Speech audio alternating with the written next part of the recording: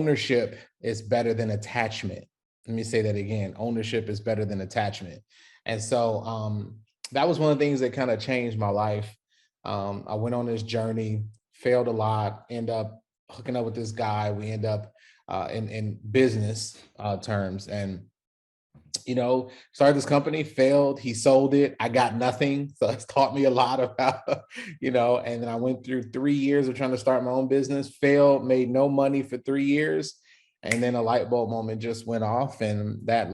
Welcome to the Gentleman Success, Happiness, and Fulfillment Talk podcast, where we bring to you the most successful, happy, fulfilled gentlemen from around the world who have been able to conquer themselves, their life, their marriage, and their businesses. You will be learning from four-dimensional gentlemen who have cracked the code to the science of having it all. The question is, how can married entrepreneurs with kids become gentlemen, achieve true freedom, and build a successful, happy, and fulfilled life, marriage, and business? This show will give you the answer for that. My name is Alex Ramirez, and I'm your host, and you're welcome to the Gentleman Success, Happiness, Fulfillment Talk podcast. Hello, everyone. Welcome to another episode of the Gentleman Success, Happiness, and Fulfillment Talk podcast.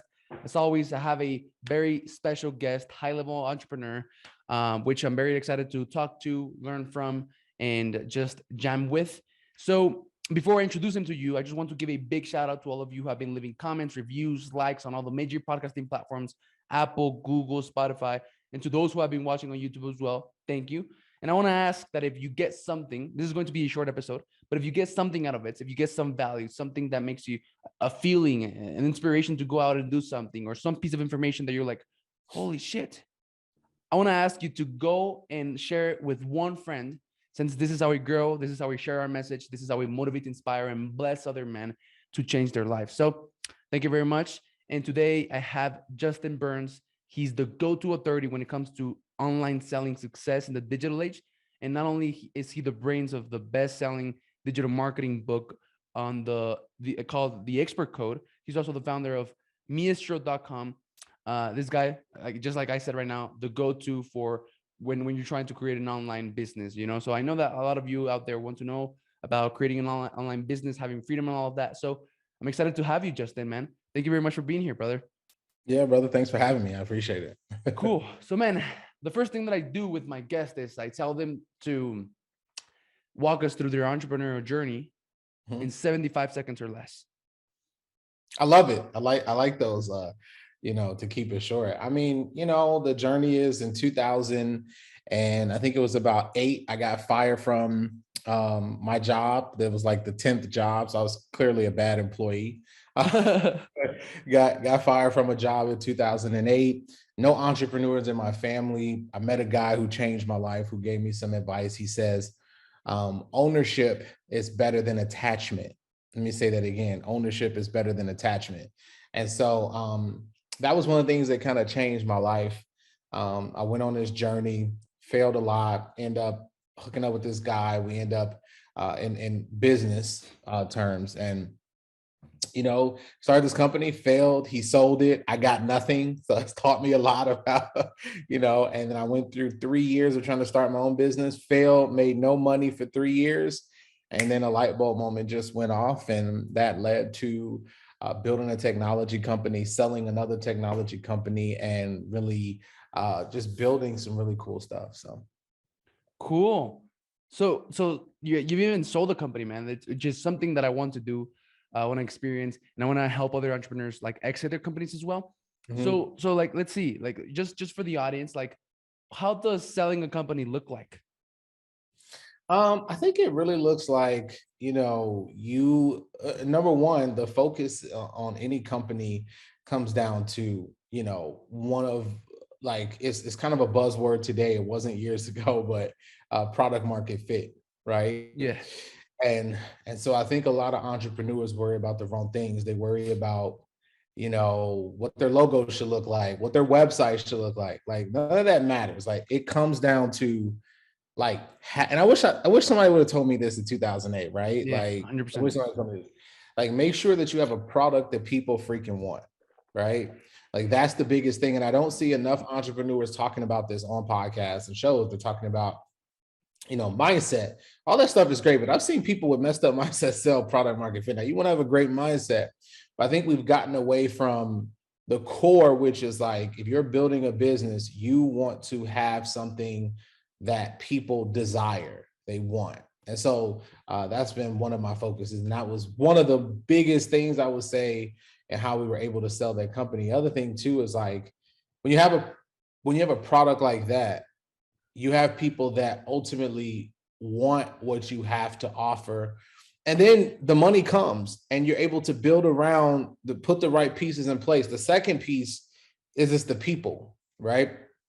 You have to really, like, a lot of us think, like, my mentor told me this one time. He actually sold $100 million company. He told me this. He said, you have to hire when it hurts, right? And I think I'm going through that transition. I went through that transition in my other business where, you have to sometimes hire where it hurts, meaning like, you get money in and you pay yourself, and then it's like, okay, how can I get people that are better than me, right? How can I really get talented people?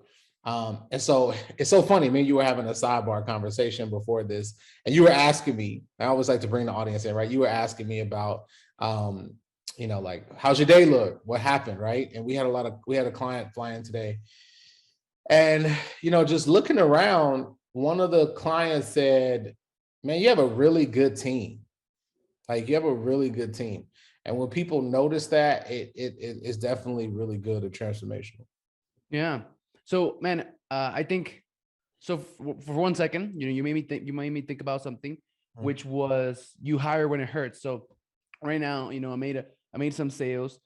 Well, actually, a couple of back like a couple of weeks ago, maybe a couple of months ago as well. But I made some sales, and Mhm. instead of getting that money and just like you said, paying myself, right? So like I'm in the service based business, right? So instead of getting that money, blowing it or whatever, and then having to do the service for my clients, right? And then getting paid for doing more service, and then blowing that money, and then doing more, getting paid. Instead, what I did is I used that money to hire people that would do the service, and then I went and like and then focused on sales and marketing. And if like someone gets something out of this interview, get that you have to get product market fit, which is just like finding your who, right?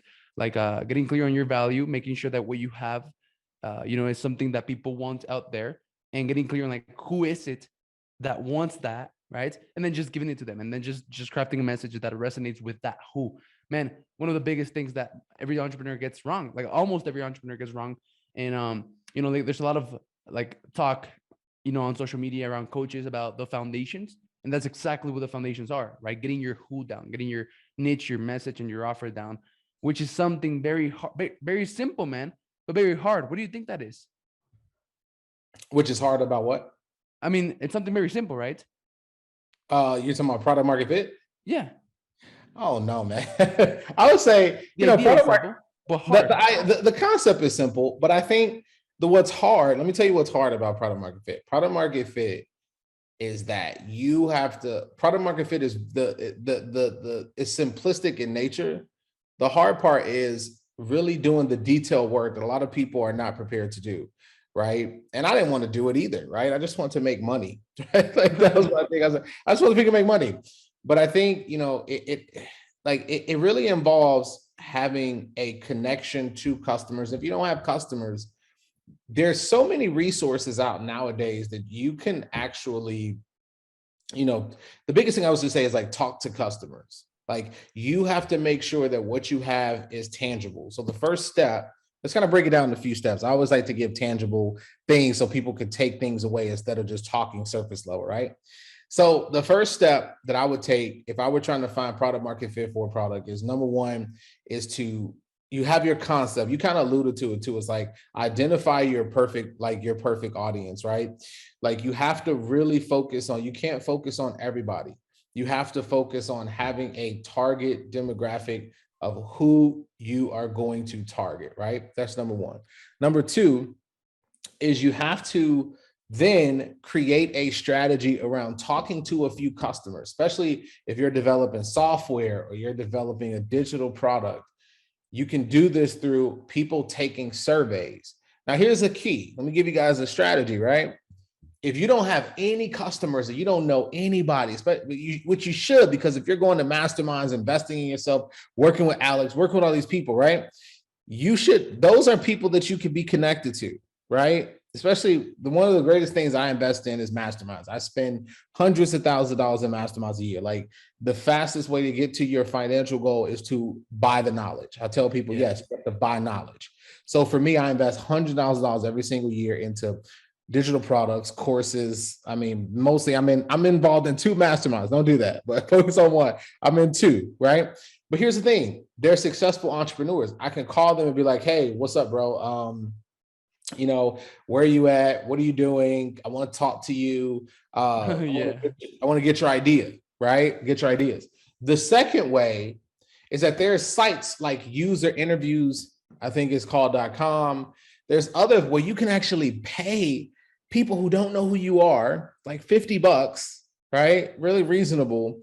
And they're your target demographic, and you could get on the phone and interview them about your product. It's really cool. So there's no excuse. Like, people always talk about like there's so many sites, technology, services out here where you can actually talk to your ideal customer and find that out. And then the next step is, now watch this, it's really important, right? Most people say, go out and sell it. Now, I'm going to kind of back up for a second, because before you create it, if it's software, it's going to take a minute, because that's what I've done, right? If it's digital products, coaching, services, before you even spend money on logos and all this other stuff, go and freaking make some pre-sales, right? Like, go and pre-sale the damn thing. Like, go out and get a list, advertise, do something, and go out there and really get customers. Like, that was the thing, and I'll say this too. Like, I remember I had my ex-girlfriend, who was one of my best friends today, right? We're still best friends. We used to live together, and she used to get up and go to her job. She would get up and go to her job. And I was struggling, man, like, badly. Like, she didn't know the house is in foreclosure. Like, always tell your significant other if your house is in foreclosure. Don't do what I did. I didn't do that, right? Because I was like, had this manly thing, and I'm like, oh, I got to figure this out. So I get the notice in the mail, and I'll never forget, I talked to this guy, and he offered me this coaching program. I had like $2,000 left in my account, and I wanted to figure this out. And he goes, yeah, you can figure this out. But you have to stop thinking that you need all this money in order to become successful. Like, if you get up, you've touched customers, you've talked to people, you've been to seminars. If you're doing anything significant, you know people that you could sell to right at this moment. You're just not doing it. So surely enough, I thought he was full of crap. I got off the phone. I then called, and I started making a prospect list of people that I've been to 2 seminars. There's this guy. We exchanged business cards, got all these things. I get on the phone, and he's like, make the damn offer. So I literally make an offer for $3,000. And I had 5 people at seminars take me up on all of those offers. Made $15K in like literally like a month, right? The most money I've ever made in my life. This was years ago. That concept is still true to this day. And it showed me that you don't need all this fancy stuff that people tell you, funnels, back websites, logos. If you want to make some freaking money, go create an offer, find an ideal customer, make some offers. That's the biggest thing. And then invest in the other stuff. Then, man, we're done. Cool. So, man, you're talking about right now ownership and attachment. I think that's a really interesting topic. I don't know, maybe let's talk about that for a couple of minutes. And I end every single interview with 5 questions. So just want to make sure that I have some time to answer those. Takes like a minute per question. Yeah, for sure, man. We're just jamming out. So what does it mean, ownership, right?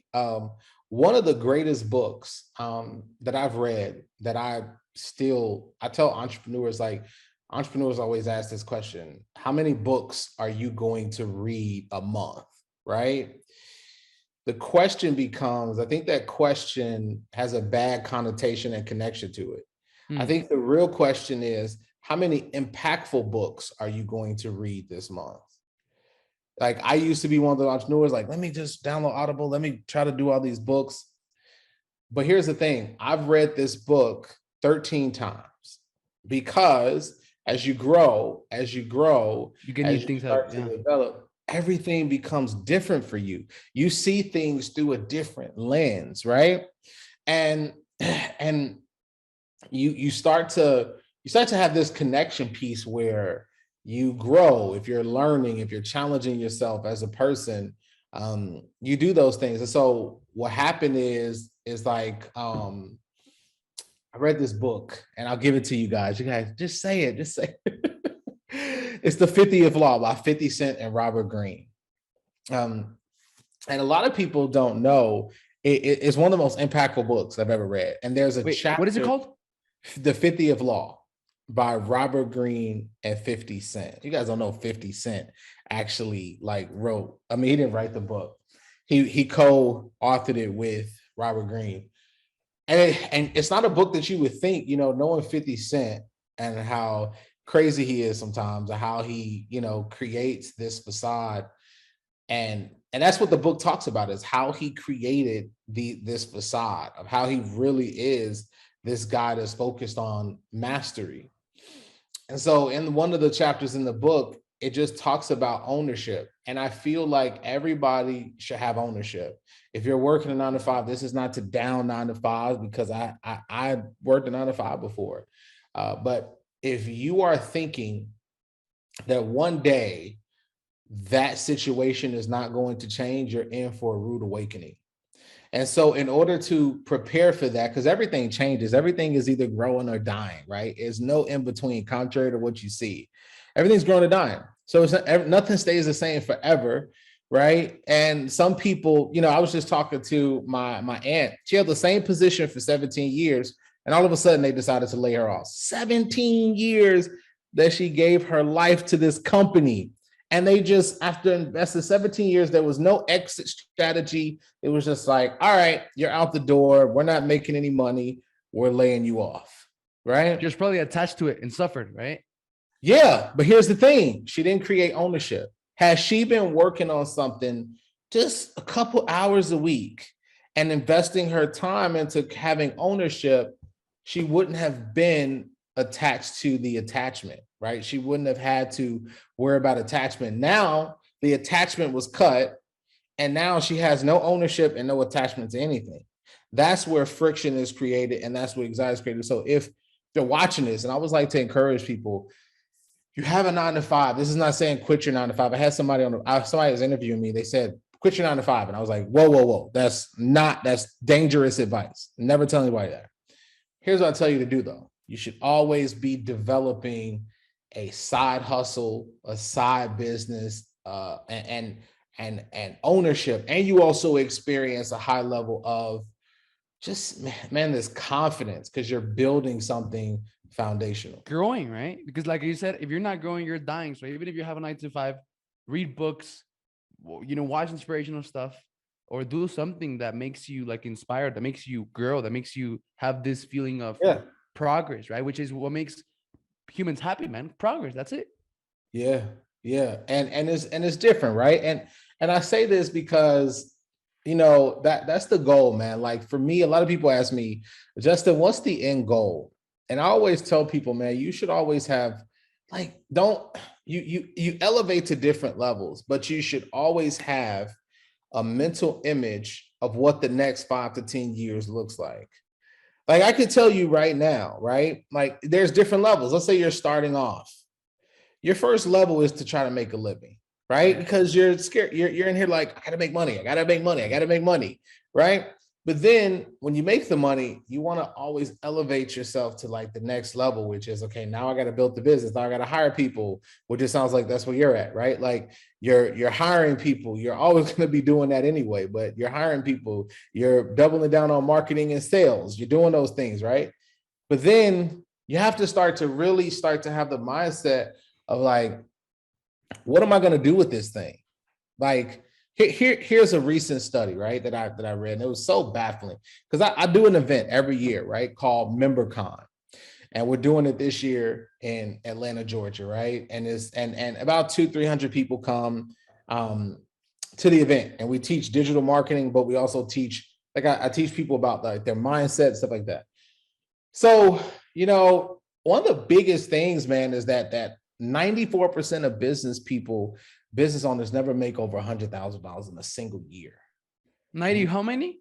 94% never make over $100,000 in a single year, right? So, there's a lot of reasons why that happens, but I also feel like you have to get out of a mindset of I'm making money. If, I catch myself too, but I also have to realize I'm going, one of my cousin just started her business. She's like, if I could just make $10,000 a month, I'll be happy. And I said, you just stopped yourself.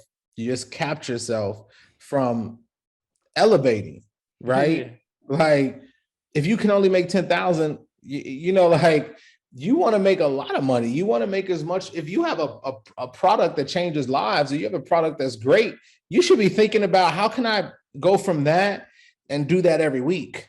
And then once you get to hitting that roadblock, you go, how can I do that every a day? Like for me, it was like my mother, Alex, never made over $30,000 in a single year. Never, right? Never. So I had a lot of roadblocks. I had to freaking get a lot of poverty cons I had to get over, right? I had to get over this, I had to get over that.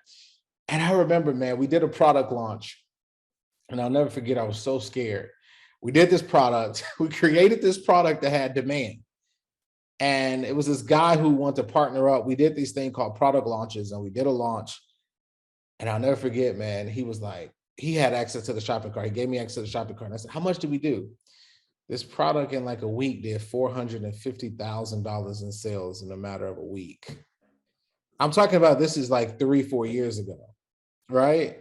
And it was like, it's like, oh my God, like, but I didn't limit myself at that time. I didn't say I want to do 100, 200 grand. I said, I want to create wealth, right? So I think that's one of the goals, is like, you have to get to a point where you see the end in mind.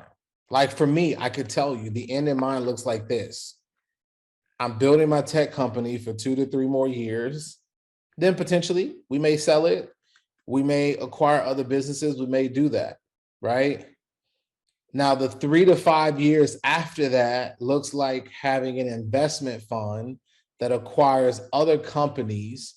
And that's what we've been doing anyway. We just acquired one company. It's a bigger mindset, right? You create then now it's okay, instead of me trying to build up this business, I'm going to acquire other businesses and put people in place that runs it. And then that becomes the wealth generator that will get me to my goal of a few $100 million so I can impact more lives, right? So I say all that to just say, like, in order to become unstuck, you have to think bigger than where you're at now. And when I say that, you have to actually hold that in your mind for a period of time. Like for me, I always saw like the Justin who did a TED Talk. I always saw the Justin that did 7 figures. Like, I always saw the Justin that was growing, right? Other people couldn't see it, but I saw it. So, man, I brainwash myself every single day. Like I program myself every single day because I know exactly what I want. Like you said, I have the end game in mind. And I'm not too attached to like the goals, right? But I just know where I'm going. I have a really clear direction, and like what happens within, like in the process, like it may vary. Like the how may vary, the what doesn't change. And like I go through this, I call it a mental programming pathway. Right. And like I go through it every single morning. It takes me an hour. A lot of entrepreneurs won't do it because it takes an hour. Right. But hey, sorry for the interruption. I just wanted to tell you that this podcast has completely changed my life in ways that you could never imagine. And I would like the same for you. Look, you are the average of the 5 people you surround yourself with. And the fastest way for you to level yourself up in every area of your life is for you to connect with people who are where you want to be, build relationships with them, and connect with them. The best way for you to do that right now in the digital age is for you to start your own podcast. And I just wanted to let you know that I have a free training that you can get free access to. It's called the 30-day Net Worth Skyrocketing 3-step podcast cloak track framework. And it's going to show you how you can start and automate everything in your podcast, from finding your ideal guest, getting them on an interview with you, and creating an automated content machine in just 30 days. By executing on this free training, you're going to be able to connect with high-level people, no matter how rich, famous, or out of your league they may seem, in just 30 days with less than 1 to 2 hours per week, so that you can increase your net worth, your authority, your trust, your client acquisition ability, and your opportunity. So there's a special link for this free training in the description of this video. Thank you for watching and tuning in, and I hope you enjoyed the rest of this episode. Bye-bye. So you see those squares? Those squares, and for everyone listening, like I'm showing something really cool on YouTube. So like, yeah, go to YouTube and watch it. But like, you see those squares? Those are my stories, right? And then up to this moment, and like, this is what I'm creating now. And some of the things that I'm creating now, man, are happening, right? So like, I created this document like a year and a half ago. And then I have here like my mastermind. I have here the best podcast show, helping men become modern gentlemen. I gain expertise, credibility, and recognition. That's happening. You're like my 60-some interview with high-level men. I'm building an insane network. And then here, Alex starts speaking at events in front of thousands of people and has a network of highly successful people and is known. I had a 10-year goal of speaking in front of hundreds or thousands of people at an event. And because of my podcast and the people and opportunities that I've been, like surrounding myself with, I'm achieving that this year. So like, this stuff that I created for myself like a year ago, it's happening in front of my eyes, man. Completely crazy, right? Because you took the time to map it out, and you look at every day. You're obsessed, I'm obsessed, and you're obsessed. That's the thing to be, man. Like I tell people, I just gave a TED talk, right? And the interestingly enough, like my TED talk, it was something like I wanted to do my whole freaking life. So I was nervous, right? Like people see the success, you don't see this shit, right? So like for me, like I did my TED talk. It was like a dream. Like when I was like 20 I'm in my 30s now. When I was in my early 20s, I was like, man, one day I'm going to give a TED talk. So the opportunity came my way to, to do this TED talk. And so I did it. And this was so interesting, man. Like, I have an assistant. I had just hired her. And she's like, how are you feeling? I'm on my way because this is something like, this is the moment. Like, this is like, I'm on my way to do my TED talk. And she's like, how are you feeling? And I said, I'll be honest with you. Like, I'm kind of nervous as shit. Like, this is like a nervous moment. This is something I've wanted. It has nothing to do with the crowd. It's something that I've wanted, like, and I'm doing it. And she said something that I've always taken with me, and she's still my assistant, but she said, Justin, like, you're obsessed. Like you're ready for this moment. And we get off the phone. She said, be obsessed like this. Now I'm from Chicago, like Chi-Town, the building. I'm from Chicago, right? So I grew up. So I grew up in the 90s and 2000s with Jordan, best player, no debate, best player of all time, played, right? And she said, remember Jordan Game 6. She said, remember Jordan Game 6. This is your Game 6. This is your Game 6 moment. This is your obsession moment. So here's the thing, right? Small story. Jordan in Game 6. A lot of people don't remember this because it happened so long ago. Jordan in Game 6 was severely sick, but he was so obsessed. He wanted a title, right? He wanted his 6th ring, his number 6. But Game 6, they were down. Jordan comes up, he's sick, he's exhausted. You can see the look on his face. He's completely exhausted mentally, physically, emotionally. He comes up, he steals the ball, he comes down, he shoots it, and he hits it with like this certainty, right? Now, it's a mixture between exhaustion, but also obsession and certainty, right? You can see it's kind of like what we talked about, right? In the beginning where when we talked about, you're like, hey, why are you looking like that, right? And it's like, there's always this mixture between exhaustion, certainty, and obsession. And it's like, you look on Jordan's face, he's like, he doesn't look like he wants to be there. It's like, fuck, I don't want to do this. But he goes, I'm gonna do it anyway. And he's obsessed. So you gotta really like stop dipping your toe in the water. You're gonna be exhausted. You're gonna be tired. You're not gonna fucking feel like doing it. You gotta suck it up and you gotta go to work and you gotta do your best. Cool. Awesome, man. Yeah, that's you gotta do. One of my mentors says, actually, I have it here on my ambition board. He says, do the fucking work. Yeah. Like he has it in his office, like big letters. So yeah, I mean, you gotta go through the process, right? Like it's gonna take work, but dreams come true, right? Like you are, like you just talked about it. I just talked about it. I'm just 21, so I'm really excited, man. You're young, man. Yeah, that's awesome. And so, man, the first question: what advice would you give your 20-year-old self if you could not change your life or redo anything? Just give your 20-year-old self some advice. What would that be? So the 20, if I were to give myself, 20 something year old, I would give it a lot of advice, but I would probably nail it down to a few things. Number one, invest majority of your money in terms of investing your money into, like, learn about financial literacy, right? It is like so important. Like, invest in your business, that's cool, but also invest in your personal assets, like research stocks, learn like real estate, learn these different skill sets, like hone in on one and invest majority of your money, especially if you got kids and children. It's a little bit different, but you can still invest, right? And I wish, because of the power of compounding interest, I wish that I started investing at 21, because for you can invest the basics and be a millionaire in your 30s, right? Like, just by investing, right? So that's number one. Number two is investing in yourself. Like, I tell people this all the time, like, we're living in one of the most powerful times in history. Now, you might say, Justin, you sound crazy. There's COVID, that people are losing their jobs. Listen, let me shift your perspective a little bit, right? Like, I tell people this. You're living the greatest time in history. My parents, your parents, grandparents, they don't have access to the resources and knowledge that we have. Like, you have freaking YouTube. You can learn anything in the world. If you want to learn how to trade gold and silver, you could do that in today.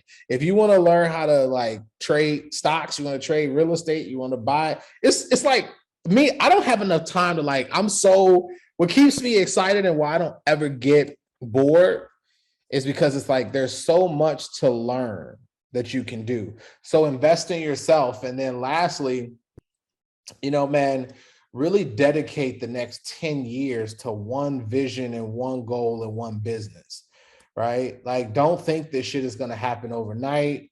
It's a 10-year process. Like, and sometimes some people, the average millionaire is 50 something years old, right? Like, and it's not even about making $1 million.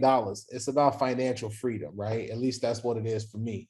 So dedicate the next 10 years to just something that you're passionate about, that you love, and just freaking dedicate all your time to that. And if you're able to sell out before 10 years, great. But at least you had the mindset of dedicating yourself to that. Cool, man. Great advice. Thanks. So learn financial literacy, right? Learn how to, like, where to put your money so that by the time you're 30 or whatever, you're a millionaire basically by default, just because of your good habits, right? Yeah. 2, invest in yourself. You're the biggest, most profitable investment that you will ever make, right? Because wherever you are, there you go. No, wherever that you go, there you are. And 3, what was it? 3 is focus, right? Focus on like one thing. So that takes me to question number 3, right? But I'm gonna ask question number 2 first, which is mindset, man. What is a mindset shift that you've had that you can share that has contributed a lot to your success? So mindset shift is like, develop, we all know the motivational stuff. We know about developing, your mindset, reading books. I would say, man, really learn how to develop emotional intelligence. It's really important. A lot of entrepreneurs, a lot of people don't have basic emotional intelligence. So here's what I mean. I'm not just talking about, oh, I care about people. Like, that's not emotional intelligence. Emotional intelligence is the ability to where you're able to understand yourself and you understand how to connect to people so that you're able to connect with different people. And it's actually changed my life a lot where, for me, it's like being around other people that are not like me, races, religion, like that opens up doors for you. The world is shifting. People don't see it. The world is not just about one type of thing anymore. The world is about like this huge, vast things. You can get there in a plane in 3 hours. We can be in Mexico in three, which is my favorite place, by the way. My getaway is Mexico. But I go to Mexico. I can get there in freaking 3 hours from Georgia, right? Where I'm based. I could get there in 3 hours. Like, so you got to just open up yourself to meeting new people, having emotional intelligence so that you're able to, interpret a situation like what you did, right? And we'll tell the audience, right? Like I had an exhausting day. I was sitting on here and Alex asked the question. He said, are you okay? Everything's okay? Because I was sitting there with not like bad energy, just drained, right? But here's one thing that he did, which is really smart for your age too, is you said, is it just me? That's emotional intelligence because you asked the question. You didn't assume. Instead of supposing and getting your own head and believing Yeah. the stories. Yeah. And what it does too, and I know I'm on this point a little bit, but here's how powerful this is. It creates so much, like you're able to have a deeper connection with your friends because it may not, I used to be one of those people that would be like, you didn't call me in 3 days. Oh my God. Like, you don't care. That was me. Yeah. Right. Now it's like, dude, they have lives. Sometimes they're busy. Sometimes they get in their head too. Sometimes they're going through something. They may be working on a project. So I can call. That's emotional intelligence. And I feel like if anybody needs to develop things, especially as an entrepreneur, emotional intelligence is a vastly underutilized skill. Yeah, man. So one of the things that I like to say is that like most people who don't have emotional intelligence basically shit on their hand and throw it in the face of other people because they can't deal with it, within. Instead of them dealing with their emotions, they just project it outside. So like me, I had an emotion of like what the hell is going with this guy, right? So instead of me just having low energy or just like projecting those emotions that I was feeling to you, right? And then it would have been like a battle of negative emotions. I was like, I had this story in my head. Oh, this guy doesn't care. He's not paying attention to me or like whatever. And, I realized, oh, this is just a story. Like this may not be true. Most people accept it as the truth. Right. And I asked, right. And like that led to something really cool. So awesome, man. The third question is, I would like it's based on what you said right now at the beginning. So clarity, like do you have a tactic, strategy, tool, or advice that would help people gain clarity for their life? Yeah, you gotta be able to really, like I said, like set the 5-year goal. Like specifically, like what does your ideal life look like? Like if you were to have the perfect life, what does that look like? And that's really, really important. And what does that look like in your business? What does that look like in your personal life? I define that. And it's so interesting, man. Like looking back on some of my older stuff, like I was like, man, this has come true. Like to the T, right? And so I think, you have to really define, like that's what clarity comes from. And then here's what happens. When you're really clear, it's really specific, right, on what you want. What happens is it's like you get up, and I feel like everything that's supposed to be in alignment for you, it just happens. It's like, when I was really not having any money, I put it out there. I said, I'm going to meet somebody. I had created this one of my first software products. I put all my money into this product, right? And it didn't pan out the way I wanted it to. And so I was like, I'm going to meet somebody who's going to help me. And I bought this ticket and have a lot of money, went to the event. And one of the speakers, I wanted to meet him really badly. And I was like, man, it was like 400, 500 people at this event. It's crazy. So I said, you know what, this is a waste of time. But I always remain optimistic. I'm like, but I'm going to meet somebody here. So I'm sitting at the bar. Guess who comes, sits down next to me? Speaker. This guy. And he looks over at me. I'm looking at him and I'm like, what the fuck? He says, "Hey man, you like you had a long day. You need a beer?" And we literally are friends. He promoted my product. We did six figures together, and we're still friends till this day, almost a decade later. So it's Crazy, man. like crazy how life and we what we do is we focus on the things that's not happening or haven't happened. You got to focus on those things, and that gives you clarity. It's crazy how life gives you what you want when you're clear about it, right? Absolutely. So Yeah. awesome, man. So the mindset map motion. So motion is about a habit. It's about taking action. So what's a habit that you can share, man, that has allowed you, that has contributed to your success? A habit. The main habit is I'm obsessed with learning.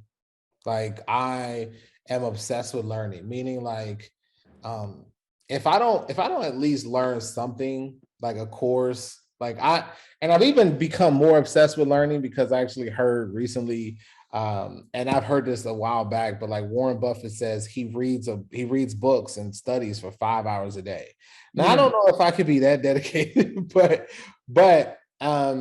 it's just interesting, man. Like for me, I want to dedicate at least an hour to 2 hours a day where I'm like going through a course, going through books, going through stuff. That's one of my goals. I dedicate 2 hours per day on like learning, man. And I actually on one of Jeff Lerner's podcast, and for everyone who doesn't know, Jeff Lerner is like a really successful guy who has personal, physical, personal, and professional excellence.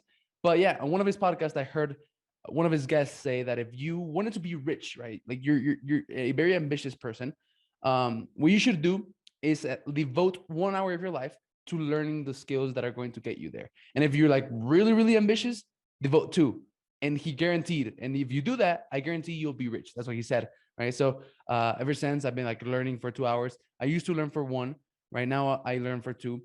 Another thing, right now, one of the things that I'm learning, man, is about like Web 3.0, the metaverse and all of that, right? Because if you don't, for everyone out there, if you're not learning about that stuff, you know, your parents who like grew up without the internet, who like you're trying to show your mother something on the phone and they're like, no, like I just don't understand, mijo, right?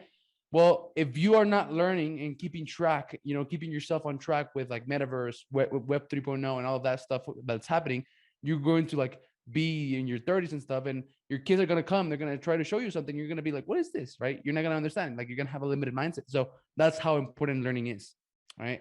And the last question, man, is around measuring and tracking. What are your takes on that? Measuring and tracking what? What do you mean by that? Measuring, tracking. So I have this framework: mindset, map, motion, measure, money. If you want money, there's four things that you got to get right. First, you got to get your mindset right. You got to get your map right, clarity on where you are, where you want to go, how to get there, motion, taking action, and measuring, tracking, KPIs, tracking in business, tracking in life. So what are your takes on that? Yeah, I mean, I thought that's what you meant. Which is, I always look at, business numbers all the time because that's, what you don't, what doesn't get, measured, right? Or what doesn't get tracked doesn't get measured, right? So you need to be able to really look at your numbers, look at your growth, look at assessing pretty much everything. And then what I've been doing, and I think this is a skill in critical thinking, is like, instead of being, I think the greatest thing that people do is they are attached to, we're all are, right? We were programmed as in that DNA. We're attached to the R word, right? The R word is rejection, right? Which is if a product doesn't sell, we feel rejected. We take it personally instead of objectively looking at it and saying the market just didn't want this product. That's it, right? And so I think that's one of the things that is one of the hardest skills you could do is kind of like detaching yourself from the outcome and really looking at what you need to do. Like that is the ultimate kind of key, in my opinion, right? So you just need to be able to attach yourself and know how to measure. Cool. Yeah. And like measuring allows you to not identify yourself with your fault, right? So instead of saying, oh, I suck, I am a bad entrepreneur, I don't know how to sell, I suck at marketing, right? Just like realize that, like, based on the numbers, like it's something that the market didn't want. It's not that I suck or I'm not bad at whatever it is, right? It's just facts, right? Instead of feelings. So Right. Cool, man. So man, thank you very much. You know, we went way longer than than what we agreed on, right? But It's I okay. had a lot Yeah, of fun. I went longer because I actually had to meet an employee, but they actually are fine now, so it was okay. Man, I had a lot of fun. I really enjoyed this. Thank you very much, man. Uh, and yeah, so man, if someone out there wants to learn about building an online business, about the software companies that you run, or they want to know about your member con, right? Or like your TEDx, whatever. They want to know more about you. Where should they go? Yeah, so definitely, my personal site is justinburns.me. So that's my personal site. You can learn about all the different things we're doing. And then our company, our online course platform is maestro.com. So that's maestro.com. Sure, you have a link below this video. And then also just find me on Instagram, CEO Justin Burns, not the fake profiles, man. Instagram has so many fake profiles now. But CEO Justin Burns, you can find me on Instagram. Follow me, and I release a lot of content. So Awesome. Go ahead and give Justin a follow. And while you're doing that, also subscribe, like this episode. Like I said, share it. And thank you very much for being here, man. Really appreciate it. And we'll be connected. all right, man. Thanks for having me. Appreciate it. Thank you for watching the Gentleman's Success, Happiness, and Fulfillment Talk podcast. If you enjoyed this episode, share it with one friend, leave us a comment, and let us know. 99% of people never leave a review or comment, but we love and are very thankful with the 1% of you who do. If there's something or someone you want to see on this podcast, send me a message on Instagram at Alex_Ramirez1020 and let me know. As a thank you for that, I have an amazing surprise for each and every one of you who does take the time to leave us a comment or review on YouTube or one of the major podcasting platforms